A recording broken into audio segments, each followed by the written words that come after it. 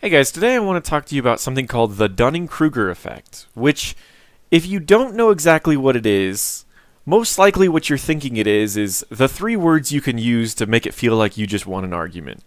Now, that's not what it actually is, and the Dunning-Kruger Effect is explained in a book that was written by two psychologists, David Dunning and Justin Kruger, called Unskilled and Unaware of It: How Difficulties in Recognizing One's Own Incompetence Lead to Inflated Self-Assessment. And this happens in everywhere in life. There's a lot of things where you think that you're very intelligent, but in reality, if you were truly that intelligent, you'd be very successful too. Most intelligent people that are above 120 IQ find themselves usually making around 80,000 or more a year. So you've got this situation where in life you feel like you're smarter than everyone else, but life's just giving it to you hard. You know what I mean?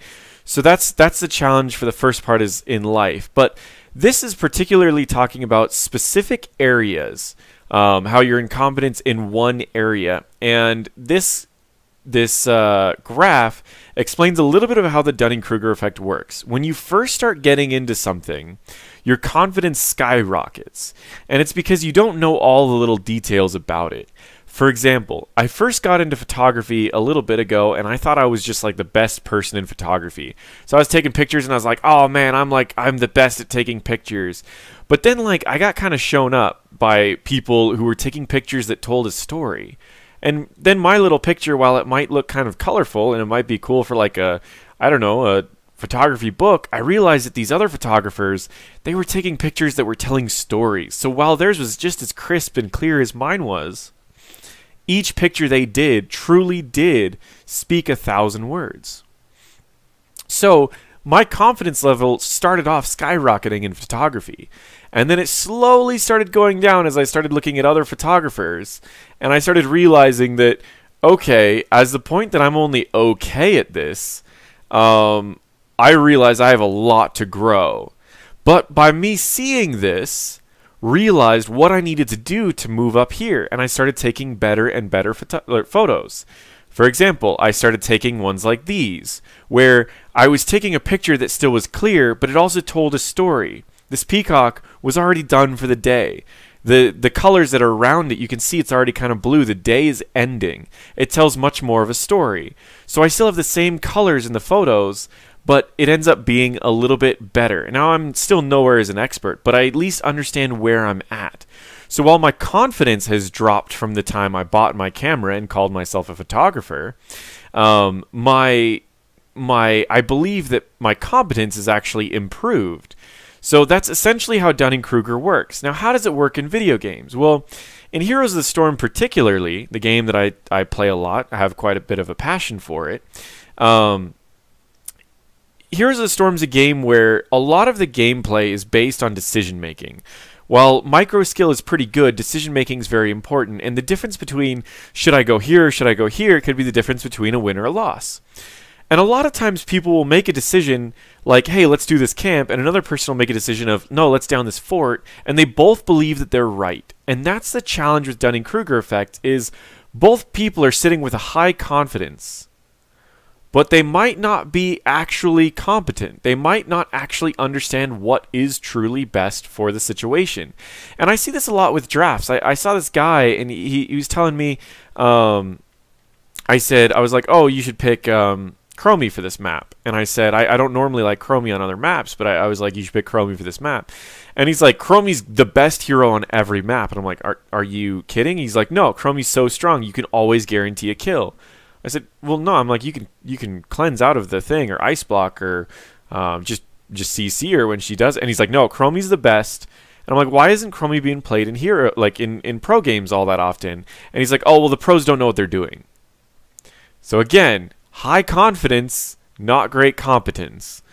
So that's where the Dunning-Kruger effect comes from. And it makes sense because no matter where you're in, whether you're in life and you're just getting into something and you're going, man, I feel really good at this, maybe you just don't quite know where people are having the troubles with. How do you take a picture that tells a story? I'm still working on that. I'm not going to say that I'm good at that in any sense. I can still take clean photos. Like, I still take pretty good photos, but at the same time, I'm still working on telling a story with them. So just because I have a camera doesn't mean I'm a photographer. Just because you can make a call and here's a storm doesn't mean that you're an expert. Understanding the different things starts to get you to where you feel, and that's when you start actually realizing that you're not an expert.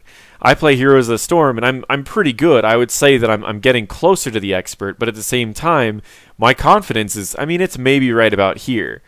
But a lot of people that come from League of Legends and they win a couple games, and they're like, oh, this is easy. They think that they're already the best, but they don't realize that there's so much that they don't understand yet before they start actually getting really good at the game. So, I just wanted to explain Dunning-Kruger Effect really quick. It's a psychological term that's used a lot, and it's thrown around way too much.